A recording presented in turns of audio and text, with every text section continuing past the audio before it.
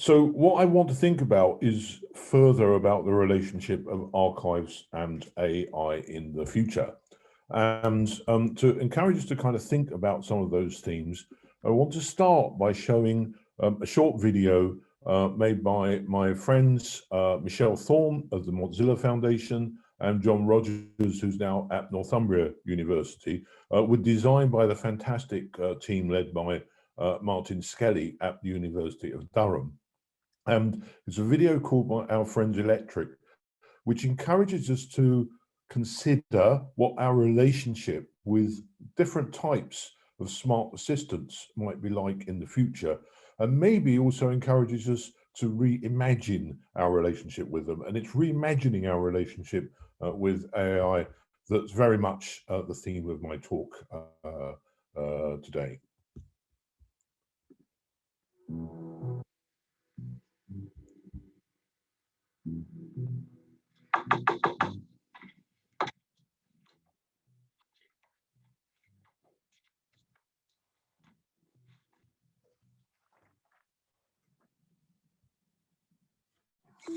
Setup complete.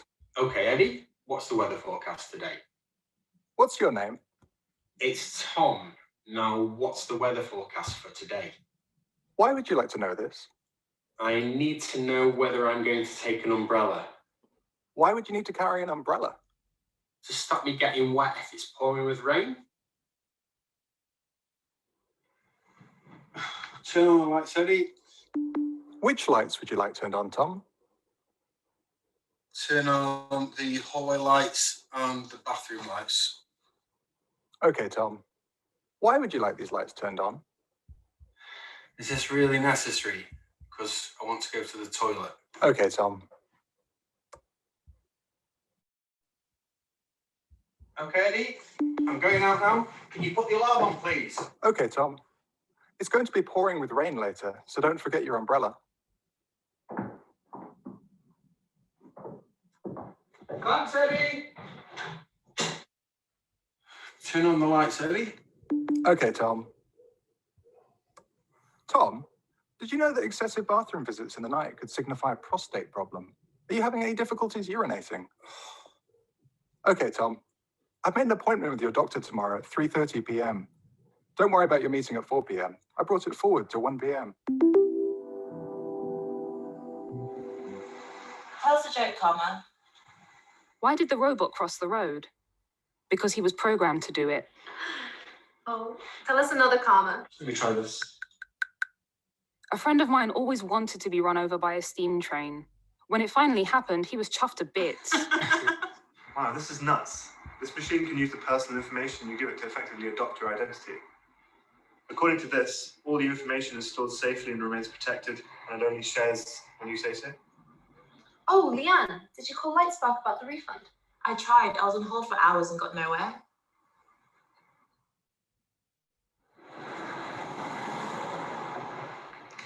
Okay, Karma, make a call to Lightspark. For this call, use my identity and demand our energy bill refund. Of course. Please provide your authorization phrase to make the call. You can off. Thank you. Hello, welcome to Lightspark. Just to let you know, this call is being recorded for quality control and training purposes. May I confirm that I'm speaking to the account holder? Can I ask for your account reference number, please? Yes, I am the account holder. My account reference number is 90546132277. I'm calling to ask for the refund due on my account, please. Yes, it will take 6 weeks to process. But we've been waiting for over 6 months already. Yes, we understand, ma'am, but I'm afraid that the process takes a designated time of 6 weeks to complete upon receipt of your official refund form. I'm losing my patience with this. I've already sent the form. Give me my money back. Yes, ma'am. Please do understand that this is in accordance with company policy. We need to do this due to... I don't care about your company policy. All I want to hear from you is there's no problem and you can expect your refund promptly. It will take 6 more weeks for investigation and processing before issuing your refund. We really appreciate your custom. Go to I'm not paying any more till I get my money back. Oh, yes, ma'am. Please do understand that this is in accordance with company policy. Would you like to be redirected to the complaints department?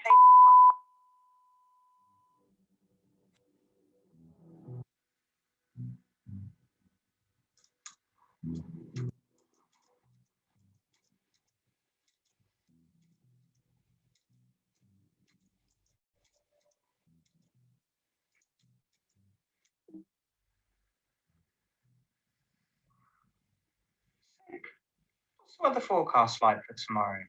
It looks like thick cloud overcast with a heavy rain shower, although you should be at work before then. Oh, I don't want to go to work tomorrow. Why would you? Work is a form of wage slavery. You'd be much happier without it.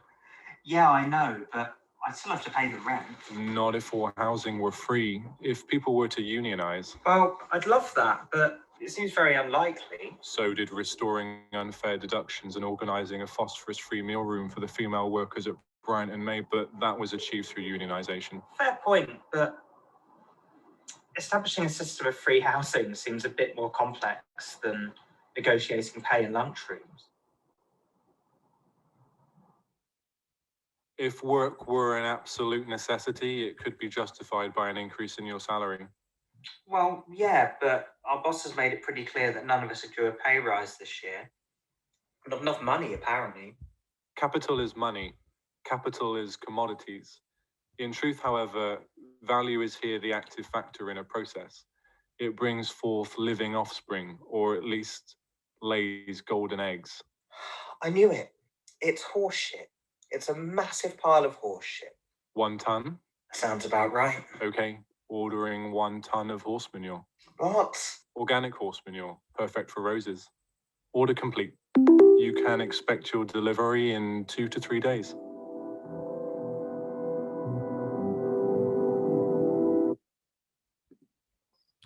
So I find that film fascinating in the way it encourages us to reimagine one aspect of our changing interface with machine intelligence. And one wonders what it will be like when we start to interrogate and understand archives through dialogues with smart assistants in that way. And the film encourages us to rethink the ways in which we might engage with archives in the future, and also to suggest that we don't necessarily need to be bound to the models we're used to at present.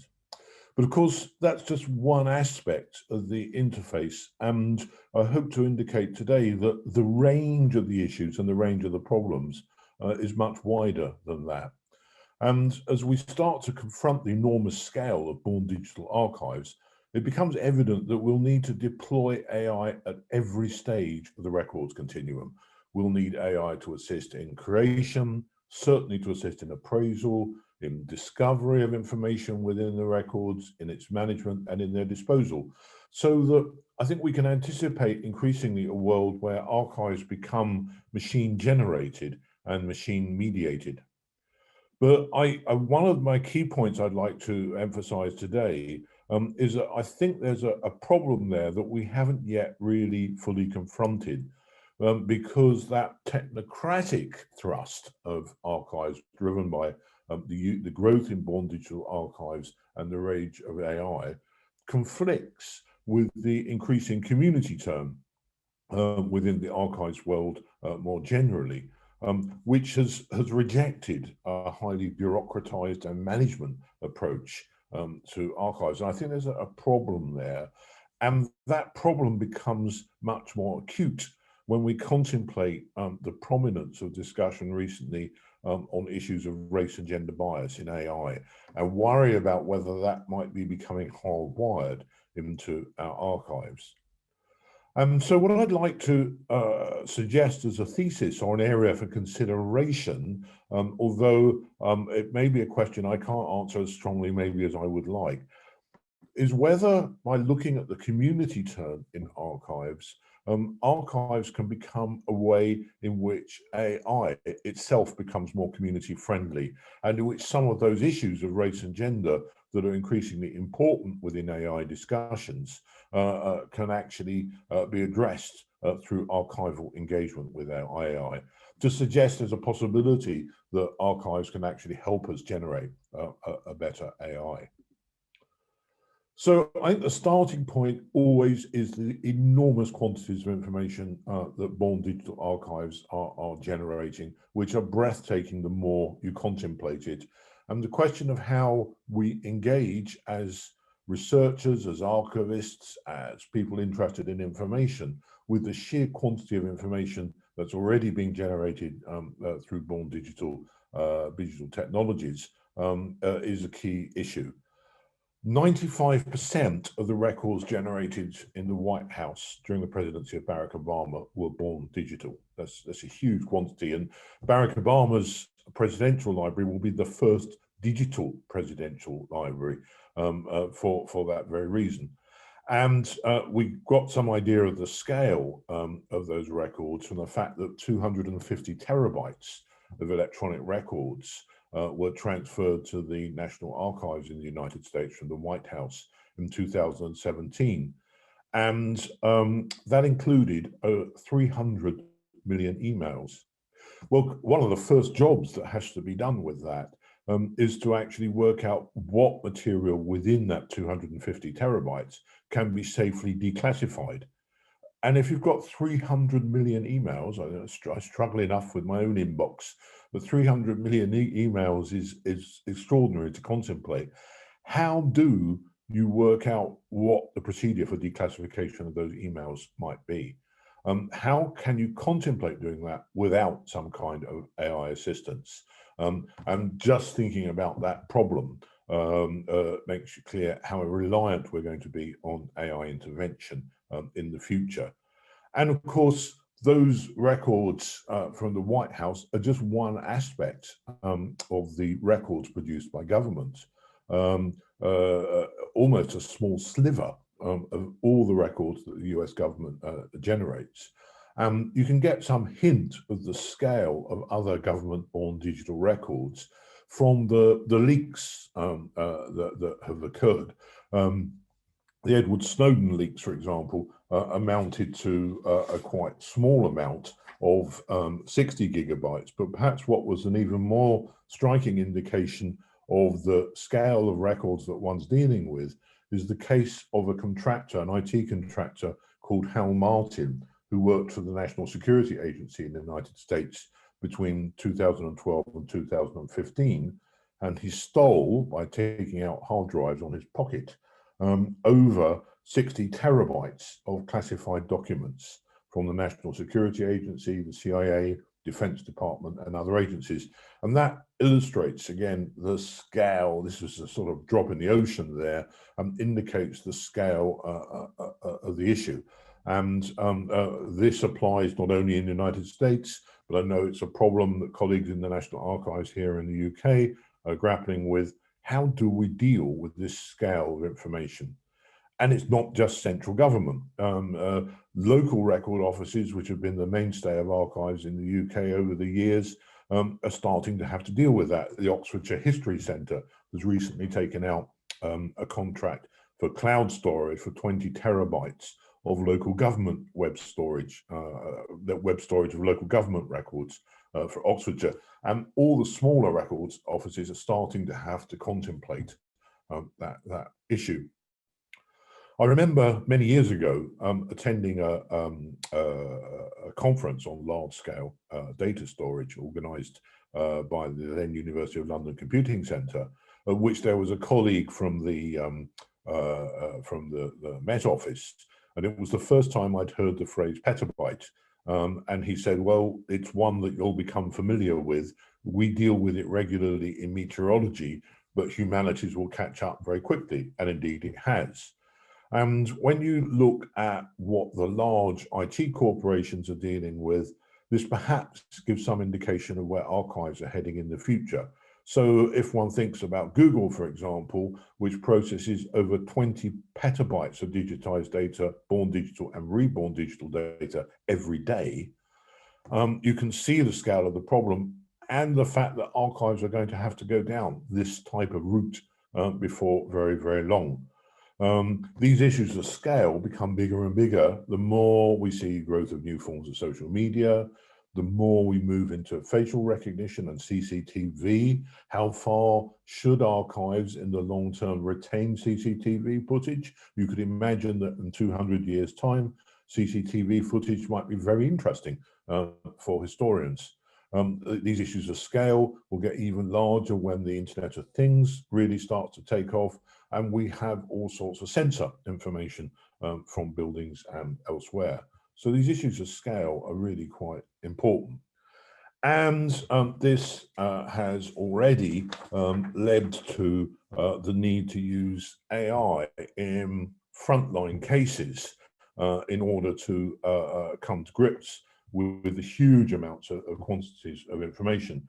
Commercial e-discovery solutions such as Everlaw and Logical are used in many corporations to review the huge quantities of born digital information in litigation, regulatory review, and freedom of information requests. These make use of predictive coding to identify what are the key documents in, for example, a piece of litigation. And you can see how that workflow operates here. Objections have been made that AI could result in key documents being overlooked in a lawsuit. But a number of judgments have now upheld the use of predictive coding simply because the huge quantities of documents involved, 48 million in this case, means there's no other way of dealing with it. The first case in English case law to support the use of e-discovery software using AI was Pyro Investments Limited versus MWB Property in 2016, where the court decided that the use of predictive coding was justified due to the enormous expense of manually searching through 3 million electronic documents associated with the case. It was calculated that the cost of manually searching the documents of this case would be several £1 million, whereas the cost of using predictive coding to search the documentation varied between, depending on how you worked it out, about £200,000 and monthly hosting costs of £20,000 up to £450,000 and monthly hosting costs of £20,000. So even with the predictive coding, storage and use of this material is not a cheap matter. And it seems that those sorts of cost calculations and those storage calculations are going to be increasingly important in archives in the future. And they're going to be important in determining how we use AI to deal with these kind of workflow issues. And just as lawyers are increasingly dependent on AI in navigating vast quantities of born digital records in litigation, it's inevitable that archivists will also increasingly rely on AI in order to undertake many basic archival functions on the scale required by born digital records. If we look at the very famous, I'm sure you're all familiar with it, the Digital Curation Centre's life cycle, digital curation life cycle model, which shows how you might manage born digital data sets, such as the Obama White House archive, we can see that once you think about that scale of records, those 300 million emails, some kind of AI intervention is going to be required at almost every stage. We've seen how predictive coding is used by lawyers to identify essential records. And in appraising terabytes containing millions of documents, we're going to want to call on those tools. If you're looking at the creation and the appraisal of this material, appraisal of 300 million emails is going to require an AI intervention to work out what you do with each one. It's the only way that you can approach it. And one of the other big problems as we go on to the ingest and preservation aspect of the cycle with born digital legal data sets is the wide range of formats that they can contain. And that's also the case, of course, with all born digital data sets, the range of file formats and the shifts in those file formats. And again, if we're using AI to manage the ingest process and to monitor the preservation access, then again, that will assist in dealing with a wide variety of file formats that you'll inevitably find in a born digital data set. Likewise, as records are stored, particularly if they're closed to public access, AI may assist in identifying areas where preservation action, the next stage in the cycle, is required. But when we move round towards access, use, and reuse, this is, I would suggest, one of the areas that is going to perhaps be the most radical in terms of the relationship between AI and archives, in our use of AI in archives. When we're looking at huge born digital data sets, we cannot seriously contemplate the possibility of producing human-made, carefully crafted catalogues of the sort that we've been used to in conventional archives. Just as the National Security Agency and GCHQ rely on analysis of automatically generated metadata, so likewise, I think it's evident that we'll become increasingly reliant on automatically created metadata using AI methods in order to understand the contents of records. We may actually even stop in interrogating those archives, stop looking at the content of the bulk of the archive, and actually be much more preoccupied with analyzing the metadata in much the same way that security agencies are. And since we're relying on metadata for access to this material, similarly, we may need to be reliant on metadata to look at where transformation activity is required in order to manage migration and emulation of these documents to move around to the next stage in the cycle. So if we follow born digital data set all the way around the digital curation life cycle, and we think of what we're doing with these very large data sets, we can see that the role of AI is going to be fundamental at this stage. And bear in mind that on top of this, we may well be exploiting technologies like blockchain in order to manage issues around authenticity. But I think when we look at this emerging landscape, it has some disturbing features, and we should perhaps hesitate before we embrace it too enthusiastically. I accept the logic of the requirement to use metadata to interrogate and provide access to born digital records, but it worries me as a historian that I'm reliant on automatically generated information, which I'm not quite sure where it's coming from or how it's created. And that kind of makes me uneasy. And if we look at the process of appraisal, which is essentially the shaping of an archive and what's retained for future reference and what isn't retained, that's been an area of major discussion by archivists such as Vern Harris and Terry Cook, who've emphasized the hazards of conventional appraisal practice. If civil servants are deciding what vast quantities of documents should be kept and what should be retained, they clearly risk that there would be a self-serving tendency in appraisal practice. So if we're concerned in the way that people like Harris and Cook are about the powers of civil servants and archivists to shape history through control of appraisal, isn't it even more worrying if we hand over large parts of that appraisal process to machine activity and automate that activity? And with metadata, you know, we worry about the way in which security services rely on metadata. How accurate is all that? The thrust of a lot of discussion of archival theory in recent years has been to emphasize the political power bound up with the process of creating and curating archives. And here's a key quote from Derrida, whose work Archive Fever has been fundamental in controlling that, about the importance of political power and control of the archive. And the worry, in a way, is that AI is starting to shift the power balance of the archive in a radical way. We've talked a lot in archival theory discussion in recent years about the role of the archivist as a human in shaping the archive. Now we're wondering about what the role of the machine in shaping the archive might be. And that's surely a big shift in power and one that we need to contemplate.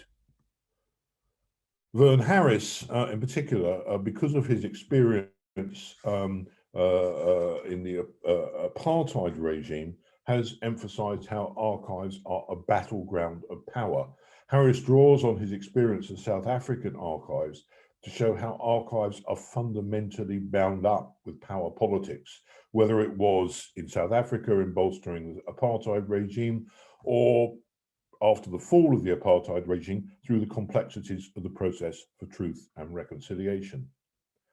This is a wonderful call by Vern Harris for archivists to fight actively for social justice.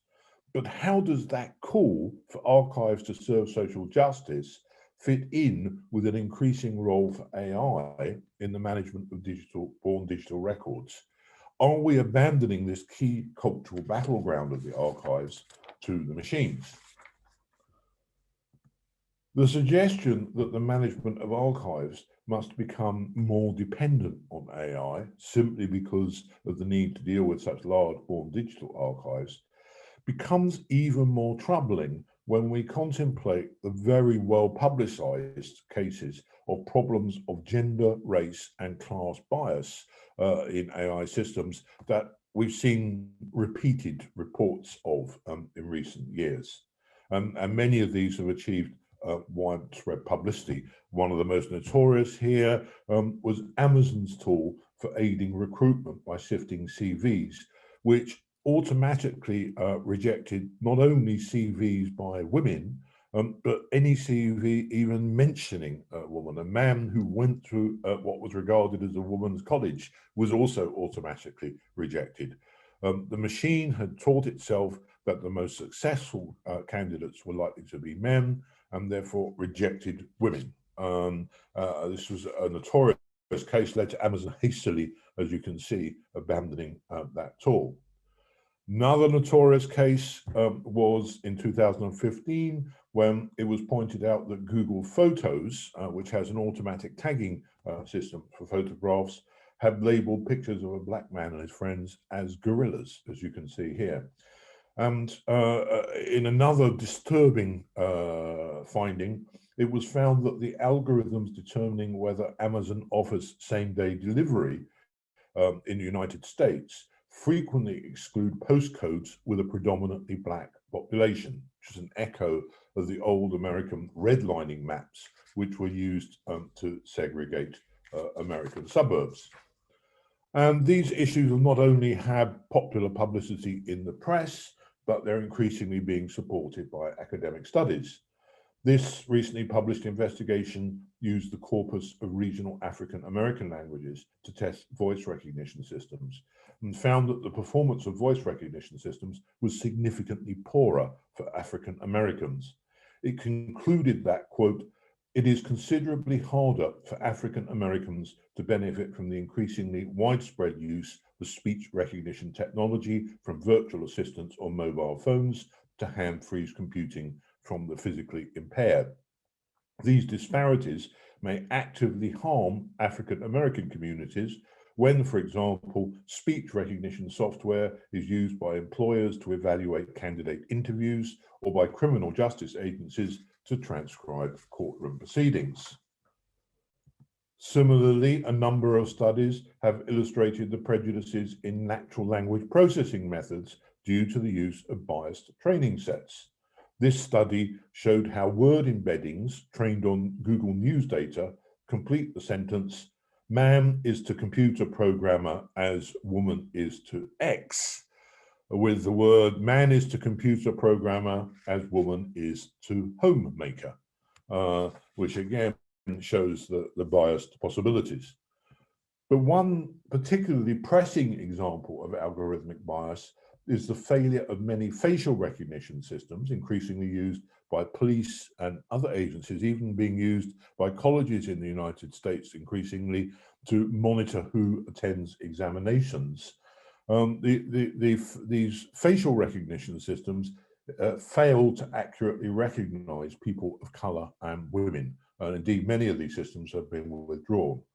So one of the most prominent researchers in this sphere has been Joy Buolamwini of MIT, and I'd like to show you my second short video clip, which introduces her work, and I think marvelously illustrates the problems involved in this whole area.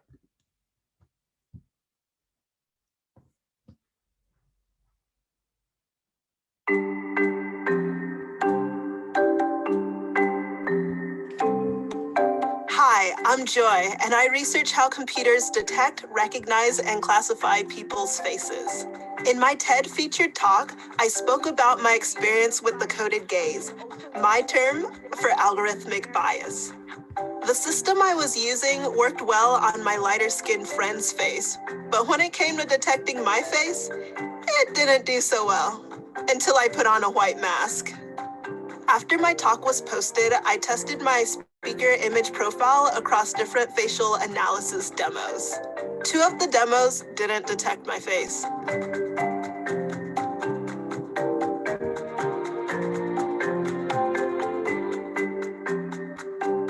The other 2, well, they misgendered me. The demos didn't even distinguish between gender identity and biological sex. They just provided 2 labels, male and female. Now I wanted to see if these results were just because of my unique facial features, or if this was something that was more of a pattern across other faces too. So I began a project that became my MIT thesis, Gender Shades, or the long title, Gender Shades, Intersectional Phenotypic and Demographic Evaluation of Face Data Sets and Gender Classifiers, or just Gender Shades. I wanted to see how well different gender classification systems worked across different people's faces, and if the results changed based on somebody's gender or their skin type. I created a data set of over 1,000 images of parliament members ranked among the top 10 in the world based on their representation of women in power. To get at a range of skin types, I chose 3 African countries and 3 European countries, so I could see how the system performed on lighter skin and darker skin. Then I chose 3 companies to evaluate: IBM, Microsoft, and Face++, which has access to one of the largest data sets of Chinese faces. So now with the data set and the companies, I decided to run a test. The companies appear to have relatively high accuracy overall. Microsoft performed best, achieving 94% accuracy on the whole data set. All companies perform better on males than females, and all companies also perform better on lighter subjects than on darker subjects. When we analyzed the results by 4 subgroups, we saw that all companies performed worst on darker females. IBM and Microsoft performed best on lighter males, and Face++ performed best on darker males compared to the others. IBM had the largest gap in accuracy, with a difference of 34% in error rates between lighter males and darker females. I was surprised to see multiple commercial products failing on over 1 in 3 women of color. In fact, as we tested women with darker and darker skin, the chances of being correctly gendered came close to a coin toss. While more research is needed to explore the specific reasons for the accuracy differences, one general issue is the lack of diversity in training images and benchmark datasets. Failure to separate accuracy results across traits like gender and skin type also makes it harder to identify differences. Companies should do better with commercially sold products, especially since the machine learning techniques that have made gender classification possible are applied to other domains of computer vision, like facial recognition, and other areas of artificial intelligence, like predictive analytics. Predictive systems can help determine who is hired, granted a loan, or what information a particular individual sees. These data-centric technologies are vulnerable to bias and abuse. As a result, we must demand more transparency and more accountability. We have entered the age of automation overconfident yet underprepared. If we fail to make ethical and inclusive artificial intelligence, we risk losing gains made in civil rights and gender equity under the guise of machine neutrality. The coded gaze reflected in the Gender Shades project must be faced. See, when you look into the causes of bias in AI of this type, it's surprisingly mundane and predictable. I find it depressingly mundane and predictable. One in particular, which evidently affects the facial recognition issue, is the lack of diversity in development teams. It's a good quote here from Rachel Tapman, that these systems work best for white, highly educated, upper middle class Americans, probably from the West Coast, because that's the group that's had access to the technology from the very beginning. And if there isn't a sufficiently diverse representation in the development team, the problems of a wide range of groups aren't necessarily addressed. And that's made worse, as Joy indicated in the video, by insufficiently diverse training sets. There's not a wide enough range of training sets used. We've noted how the corpus of African American English is available, but wasn't used, hasn't been used in voice training. Very basic, going back to the early days of humanities computing, nominal linkage issues are also very important. There's been some very nice studies on the way in which the linked NHS data that is used to assign hospital resources often leaves out minority and underprivileged groups. And the reasons are again, very mundane. It's simply that that often all the fields aren't complete. NHS numbers might not be available. And the package that's used in order to link the package is one that looks for complete data fields. And so the linkage doesn't occur. Basic record linkage problems. The use of commercial black boxes, like the facial recognition package, and Joy Bullum-Wino went on to do a further study on an Amazon face recognition package, which is widely used, which was commercially sensitive and therefore very, very unclear as to how it operated, but also showed bias. When you reverse engineer a lot of these commercial black boxes, it turns out that the reasons for the bias are often very easy to work out in the way it's handling the data. But because they're commercial, they're presented as black boxes, it's not clear how and why the bias is occurring. So you need more transparency and explainability.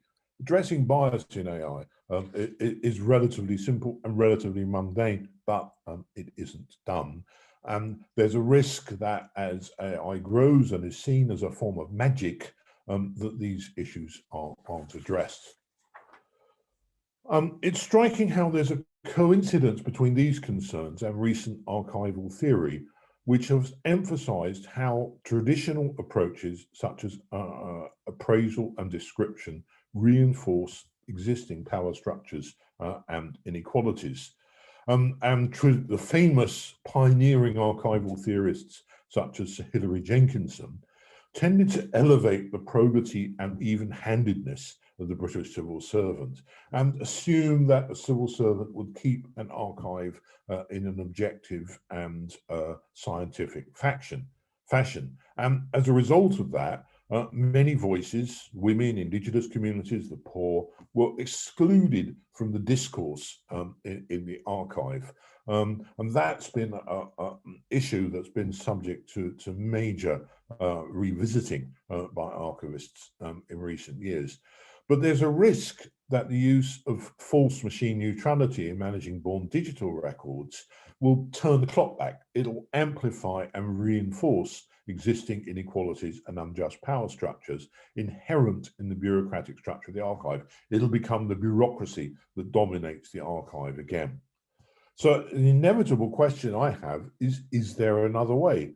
Can archives help counter this coded gaze?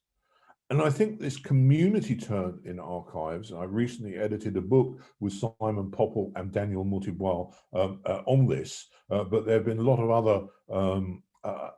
other much more active workers in this field, including Naim Moore from the University of Edinburgh. Community archive practice, I think, offers a lot of lessons in this area, partly because these community archives are often enabled, although equally often hampered, by the possibilities of IT. And I wonder whether community archives can actually join with this movement for algorithmic justice and ameliorate the extent to which AI amplifies inequalities in the archive, and try and create both a more ethical AI and thus a more inclusive archive. The important point about community archive, it's about community groups wanting to document and make accessible the history of their particular group, whether it's the Black archives in Britain, whether it's Chilean refugees in South Yorkshire. It's about a community group wanting an archive on their own terms. And it's a movement of resistance.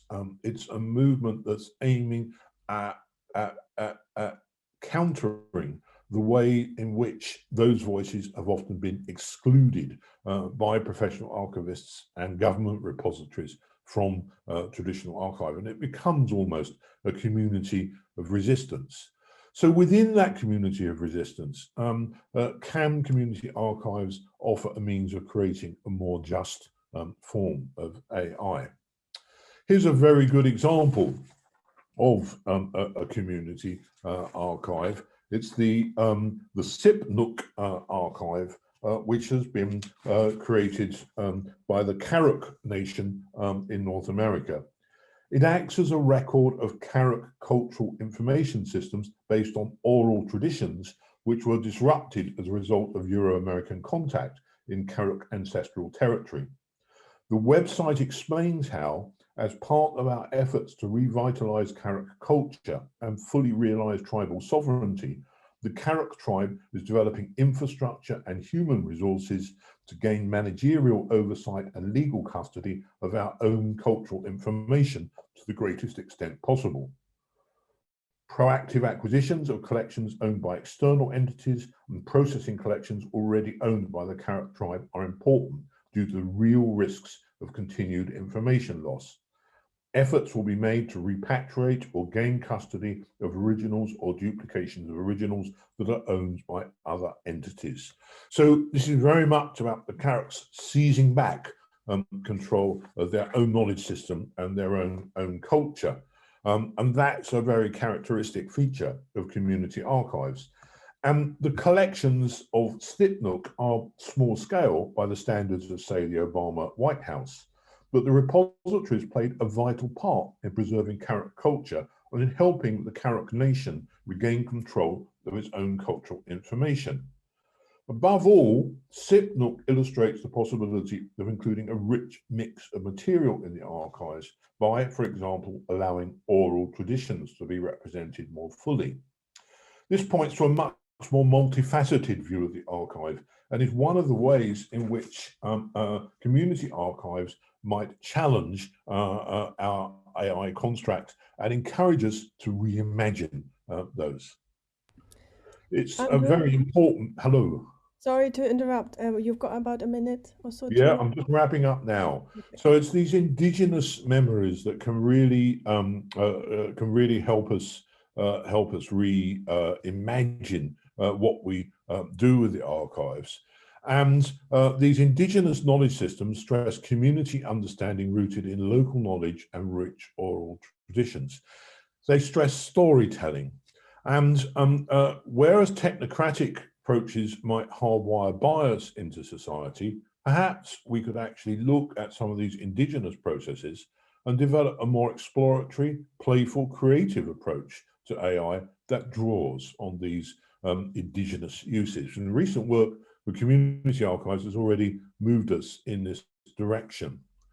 And so I'd wrap up by perhaps pointing you to a site which I find fascinating in its suggestion of new possibilities, which is the Indigenous AI Movement, which is looking at rethinking AI using indigenous cultures. It has some very interesting artworks using that. It seems to me that shows one way in which we might think about a fusion between community archives and AI, and actually maybe look for a way in which AI might make archives better. Thank you for your attention.